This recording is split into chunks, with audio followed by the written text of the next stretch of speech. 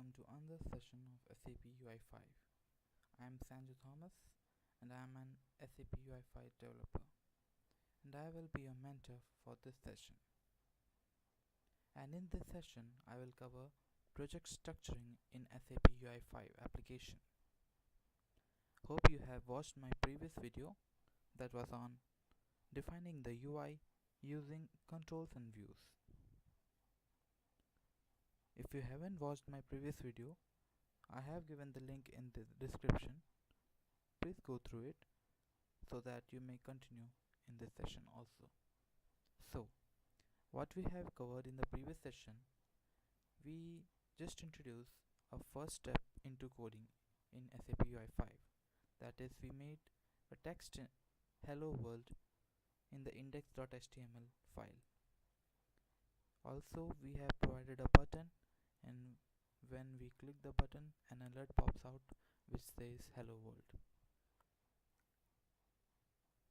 Apart from that, we have also discussed about controls.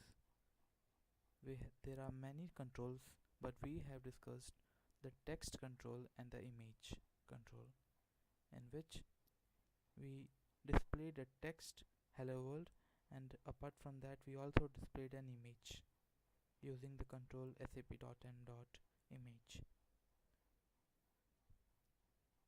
And we have also introduced the concept of MVC. We haven't gone deep into MVC concept, but we have discussed the view, and we have also created a view in which we have displayed the image. So let's start with today's session. So let me just take you through what we have done previously. So this is it. We have already created a view, app.view.html, and it is something like this. Let me just run it.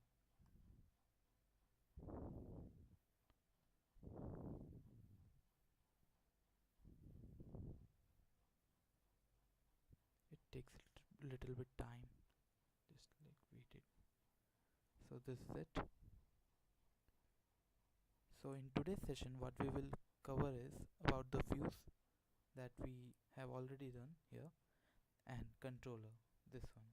We will make sure what a controller is, plus component, plus Manifest.json. So I will just show you what a proper project structuring is. I will just take help from web IDE. I have already created my account in web IDE. Note, SAP web IDE is the official ID provided by SAP for SAPUI5 and SAP Fiori development. So this is a sample project hello world. So these are the main folders or files that should be in a project. This is the proper one. So there should be a controller folder in which all the controller.js files will be contained, plus there is a CSS folder in which CSS files are maintained. Then there is I18N, that is internalization folder. Here we maintain all the variables, all the hard-coded text we have maintained in this particular file. And there is the model.js file in model folder, and then there is view folder, and plus this is the main component.js, index.html, and manifest.json.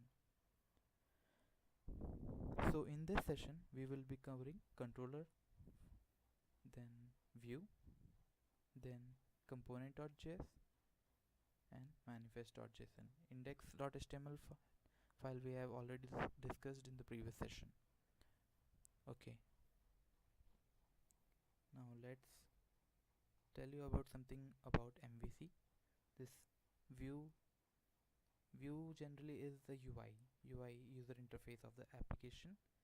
It notifies the controller when the events are triggered. Basically all the UI is mentioned in this, and in the controller we mention the logic of the application in the controller.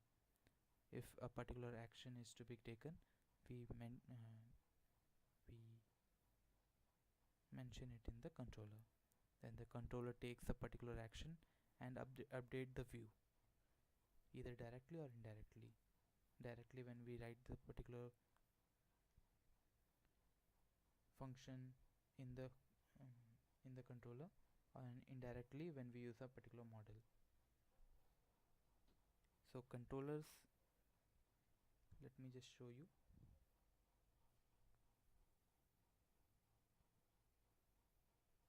This is a controller. Okay, so this is a particular module. So the module always starts with an array. So this is an array and we have described it, and then comes the function. So we are also passed the argument here, controller, and then we are extending it. Extension is also one of the main concept in SAPUI5. Mostly every artifacts extends one of the base classes in SAPUI core namespace. That is, our controller will inherit base functionality and will be ready to use in our application. Fine, that's what it's about controller. And basically there are 4 lifecycle events also in controller: on init, on exit, on before rendering, and on after rendering. So here I will tell you about on init and on exit. On init are basically called when a view is instantiated and its controls have been already created. It is also used to bind event handlers and do other one-time initialization. But on the other hand, on exit, it is called when the view is destroyed. It is used to free resources and clean up events, animations, or any other callbacks registered inside the controller. Okay, that was about controllers. Let me just show you an example with it. Okay.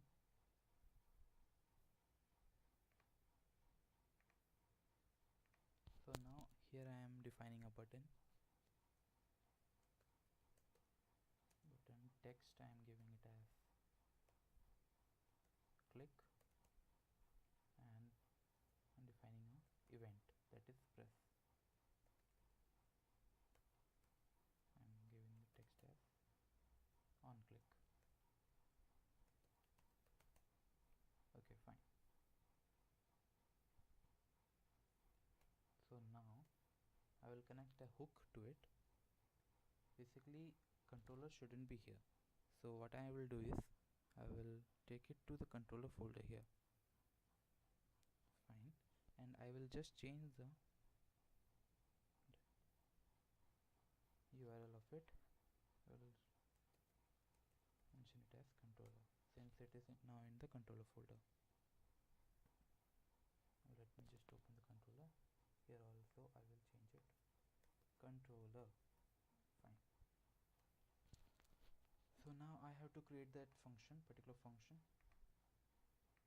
For that I will mention on click function. I will mention what I have to do here. Alert hello. Fine, this is simple. Let's save it. Now this is a hook that I have created on click.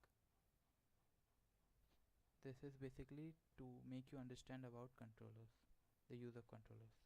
Okay, now let me check it. Would it work?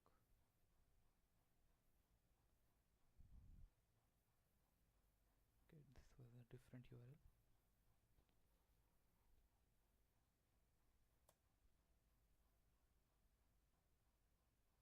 So it's taking time. Let us see what happens. Oh, so the image has come and the button also. Let me just click on it.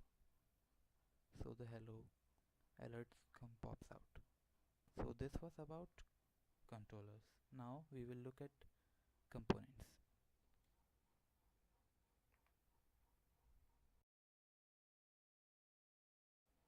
Now take a look at component. Let's take a look at the component.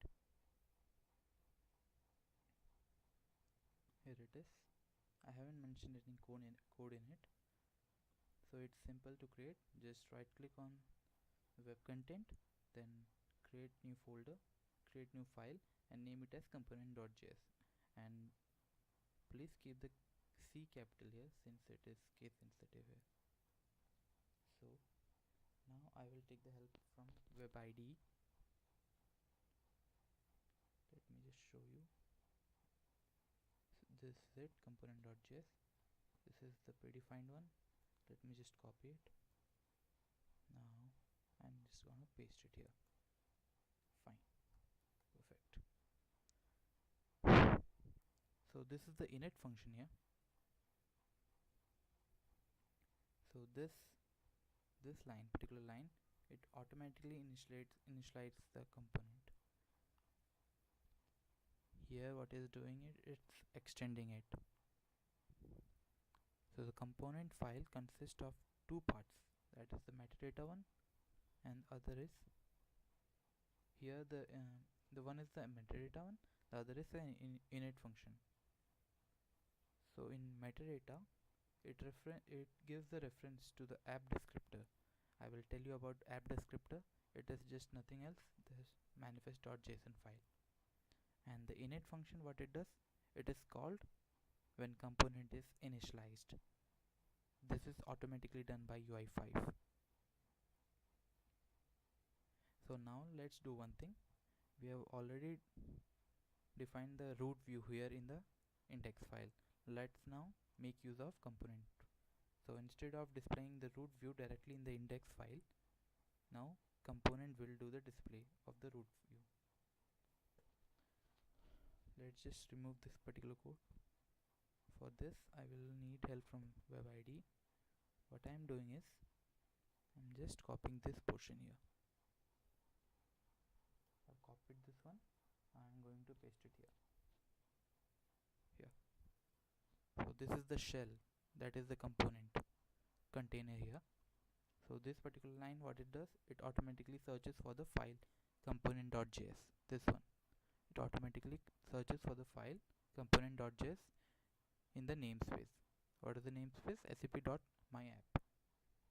It should be capital A, I suppose. Okay.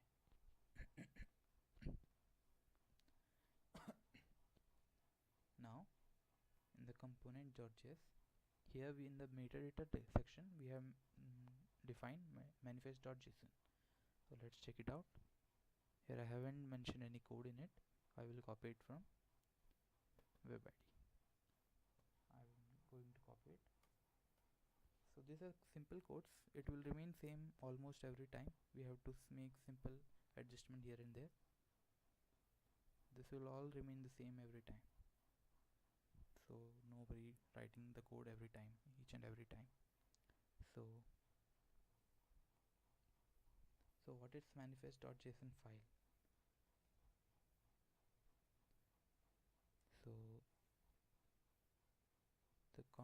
the content of manifest.json files is a configuration object which is written in JSON format that contains all global settings and parameters.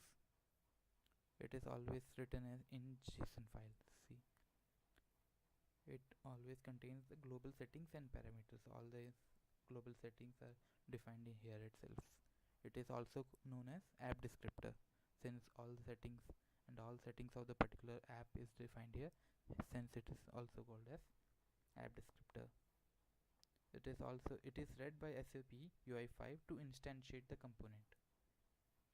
So basically there are three parts in manifest file. That is, basically there are three important sections defined by the namespace, that is sap.app, this one, and then sap.ui, and then the third one is sap.ui5. So in the sap.app, what it defines title here, title and description, and other items like id, type, it, everything. And in sap.ui, what it defines the device type, also the icons. This is not so much important.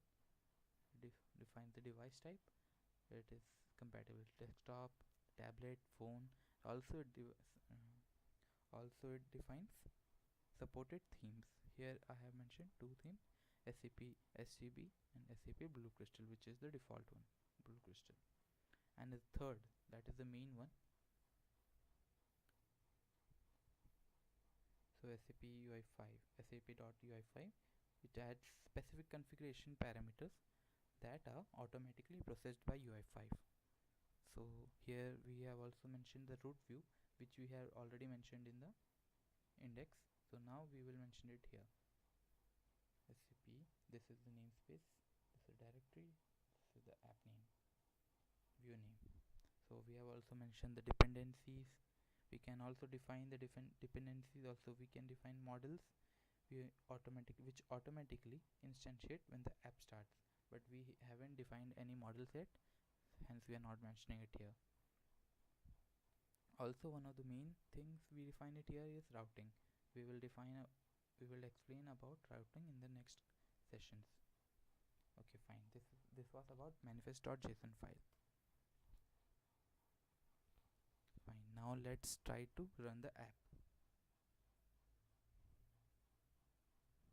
Wait.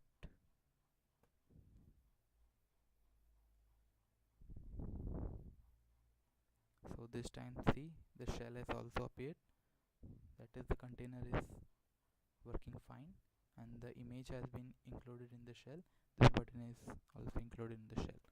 Okay, so this was all about project structuring. Now there are most things which are included in the project structuring, that is I18, CSS, models. All these are more to come in the next sessions. So this was all about view, controller, component.js, manifest.json.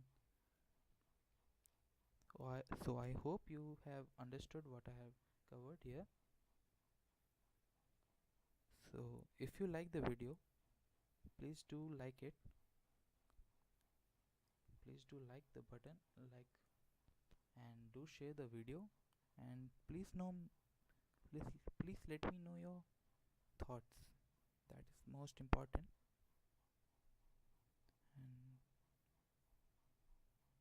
And in the next tutorial, what I will try to cover is data model and internalization. What is globalization also? The I18N stands for internalization and data models. Fine. Stay tuned for more videos. I will be back with another exciting series. Bye.